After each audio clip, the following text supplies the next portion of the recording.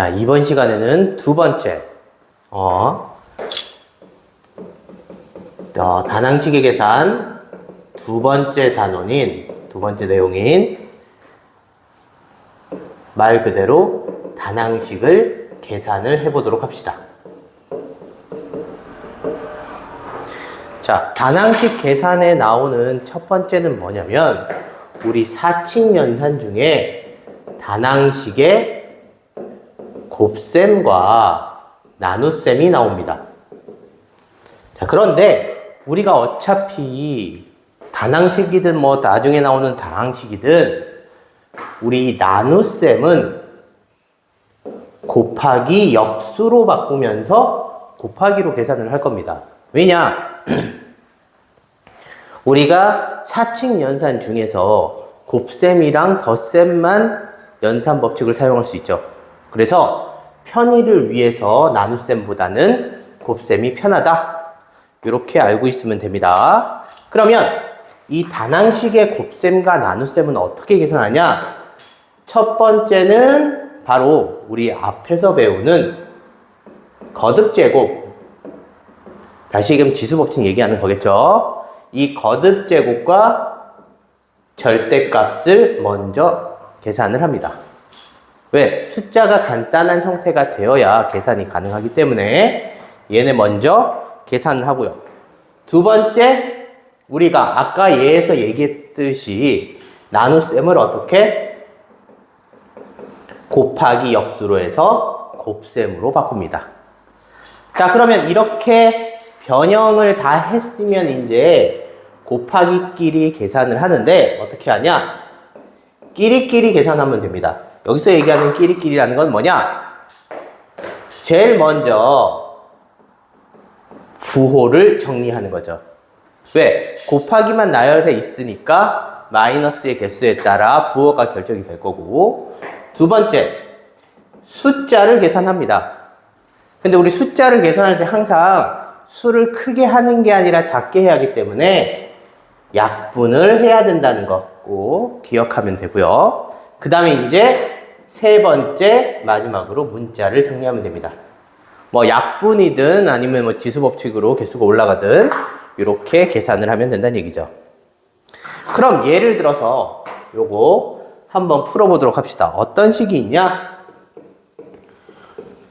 요거 나누기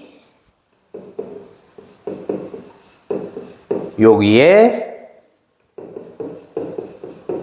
얘가 있다고 칩시다. 자, 얘 계산을 어떻게 하냐? 제일 먼저 뭐 하자고? 거듭제곱이나 절대값을 정리를 하자. 그러면 우리 여기 거듭제곱 있으니까 얘 5의 제곱 되고요. 뒤에 거는 x의 4제곱. 다음에 나누기 이 제곱이 분배되면서 얘는 플러스 2의 제곱이 되겠죠? 여기에 x 4제곱, y의 4제곱 곱하기 이렇게 되겠죠. 자, 그 다음에 뭐 나눗셈을 곱하기 역수로 바꿉니다. 그럼 얘가 다 밑으로 내려가겠죠. 편하게 그냥 4라고 쓸게. 자, 이렇게 되고 앞에 거는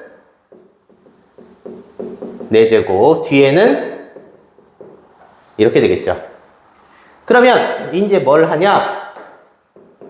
끼리끼리 계산하는데 부호는 어차피 플러스니까 생략되고요. x는 이렇게 지워지고 25만 남겠죠. 숫자가. 다음에 x는 이렇게 사라지면서 x제곱만 남고요. 다음에 y는 하나가 지워지면서 y세제곱 이렇게 되겠지. 그래서 우리가 다낭식의 계산을 할 수 있어요. 그러면 우리 다낭식의 계산에서 추가로 더 나오는 게 뭐냐면 네모칸 구하기가 나옵니다. 어떻게? 이런 등식에 결과값이 주어지고요. 결과값이 주어지고 얘를 하나 가리는 거지. 이렇게 곱하기 뒤에가 없어질 수도 있고요. 나누기 뒤에가 없어질 수도 있어. 이때 얘네를 구하는 건데 어떻게 하냐? 곱하기 뒤에가 네모야. 나머지를 다 알고 있어. 그러면 요 네모만 빼고 나머지를 다 이항시켜서 계산을 하면 됩니다. 그리고 여기 나누기 뒤에가 네모가 된다라고 하면 이 나누기는 곱하기 네모분의 1이 되죠. 얘가 넘어가면 그냥 이쪽에 네모가 생기겠죠. 그러면서 여기 있는 숫자를 좌변으로 넘겨서 계산을 하면 됩니다. 자, 그럼 두 번째, 이제 단항식의 곱셈 나눗셈이 아니라 단항식과 다항식의 곱셈 나눗셈을 알아봅시다. 물론 순서는 얘와 크게 다르지 않습니다. 뭐 나눗셈도 곱하기 역수로 바꿀 거고 거듭제곱 절대값이 계산을 하는데, 우리가 여기 단항식과 다항식의 계산, 곱셈에서 중요한 건 뭐냐면 이 단항식을 다항식에 분배한다라는 것만 잘 알고 있으면 됩니다. 그래서 요거 단항식, 다항식도 계산을 할 수 있으면 되고요. 세 번째, 이번에 다항식의 덧셈과 뺄셈을 알아봅시다. 우리가 다항식 덧셈 뺄셈은 어차피 중1 때 계산을 했죠. 어떻게? 동류항끼리 계산을 해라. 그러면 동류항끼리 계산하기 전에 우리가 이 다항식의 덧셈 뺄셈은 어떻게 하냐? 순서대로만 잘하면 됩니다. 이 순서의 순서는 뭐냐? 괄호순으로 하란 얘기죠. 소괄호를 계산하고, 그 다음에 중괄호를 계산하고, 그 다음에 대괄호를 계산하는데, 언제 소괄호에서 중괄호로 넘어가고 중괄호에서 대괄호로 넘어가냐? 우리가 이 안에 연산이 더 이상 계산되지 않을 때, 덧셈이든 곱셈이든 다 정리해서 더 이상 계산이 되지 않을 때는 이 가로를 벗기는 거죠. 그러면 이 가로는 어떻게 벗기냐?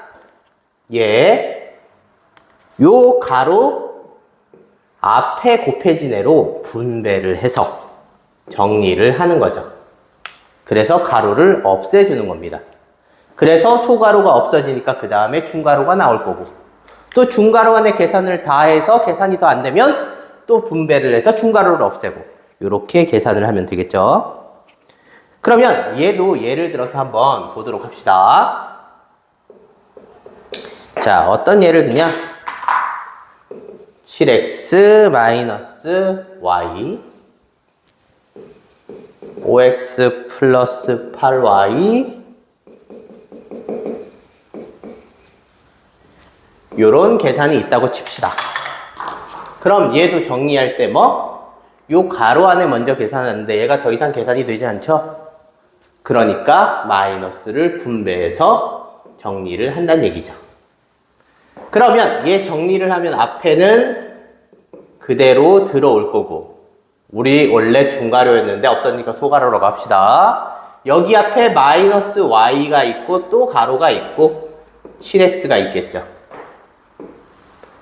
다음에 이 안에가 계산이 되니까 계산을 먼저 해줍니다. 플러스 6y. 요렇게 계산하면 이 앞에 원래 마이너스 있었고요. 요렇게 계산이 되죠. 그럼 또 계산이 안 되니까 마이너스를 또 분배하고 앞에 그대로 쓰고 계산을 쓰면 되겠죠. 그 다음에 이제 마지막으로 또 얘 계산을 해보니까 계산이 되니까 정리를 하고요. 앞에 마이너스고 7x가 있었고, 그 다음 또 계산이 안 되면 분배해서 빼고 앞에 계산을 쓰면 되죠. 그래서 정리하면 이렇게 되겠지. 자, 그러면 우리가 요 다항식의 덧셈과 뺄셈에도 얘처럼 네모칸 나오는 것들이 있습니다. 이 제일 안쪽 구석에 이렇게 네모칸을 쳐놓고 얘 결과값을 이렇게 써서 계산을 해라 라고 나오는데, 계산을 하는 방법은 여러 가지가 있어요. 안에서부터 얘를 분배해서 네모를 계속 정리해서 안에서부터 펼치는 방법이랑, 아니면 두 번째, 우리 가장 안쪽에 있는 애가 필요하니까 바깥쪽부터 넘겨서 계산을 하는 거지. 제일 밖에부터 없애주면 결국 안에 게 남을 거니까. 그래서 이렇게 안에서 하든 밖에서 하든 차근차근 풀을 수 있으면 되겠습니다. 다음에 이제 요 계산을 했으면 이제 네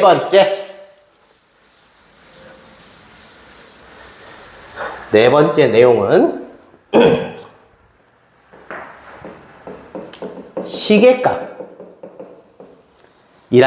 내용이 나옵니다. 뭐 여기 시계값이 있으면 당연히 대입이라는 단어가 들어가겠는데 얘는 무슨 얘기냐면 우리가 쉽게 생각하면 어떤 식이 있습니다. 식이 얘가 뭐 2x 마이너스 3이 있는데 이 식의 값을 구하라는 얘기죠. 말 그대로. 그런데 우리가 얘 당연히 문자가 있으니까 이 문자 대신에 사용할 게 등장을 하게 됩니다. 그런데 이 문자 대신에 사용하는 애가 당연히 얘랑 같아야 되니까 x는 뭐 얼마다 라는 전제가 주어지죠. 그래서 얘 대신에 집어넣어서 계산을 한다 라는 거죠. 이때 조심해야 될 건 당연히 대신 집어넣을 문자에만 가로를 친다는 거죠. 얘가 만약에 거듭제곱이 있다 라고 하면 거듭제곱 밑에만 x인 거죠. 그래서 대입할 때 계산을 잘 해야겠죠. 자, 이렇게 계산을 하면 되는데 물론 우리가 이제 중학교 1학년 때도 얘를 했으니까 얘가 이런 식으로 나오는 게 아니라 x를 숫자로만 갈아 끼는 게 아니라 뭐 x 대신에 다른 문자로 나타내라 라는 얘기도 나옵니다. 그러면 x 대신에 다른 문자로 나타내려면 우리가 뭐 표현하는 말이 있는데 예를 들어 뭐 이 x를 뭐 a에 대한 식으로 나타내어라 이런 얘기가 나올 수도 있고요. 아니면 얘를 뭐 a에 대한 식으로 풀면 이라는 단어가 나올 수 있다는 얘기죠. 그럼 이 얘기는 무슨 얘기냐? 여기 있는 문자 대신에 다른 걸 끼워서 정리를 다시 하란 얘기입니다. 그러면 우리가 얘 대신에 다시 넣는 걸 대입이라고 하는데 대입을 하기 전에 가장 중요한 게 있어요. 이게 가장 중요한 건 뭐냐? 바로 원래 주어진 식이든 우리가 대신 집어넣을 식이든 주어진 식은 항상 간단히 정리를 해야 됩니다. 자, 그래서 간단히 정리해서 대입해라 라는 거. 자, 그리고 대입할 때 항상 여기 뭐 가로 쳐놓고 넣고 앞에는 곱셈으로 정리하고 거듭제곱이 있으면 거듭제곱 먼저 계산하고 요 부분만 조심하면 우리가 다항식의 계산도 잘 정리할 수 있겠죠. 그래서 요 단원 다항식의 계산은 여기까지 수업하도록 하겠습니다.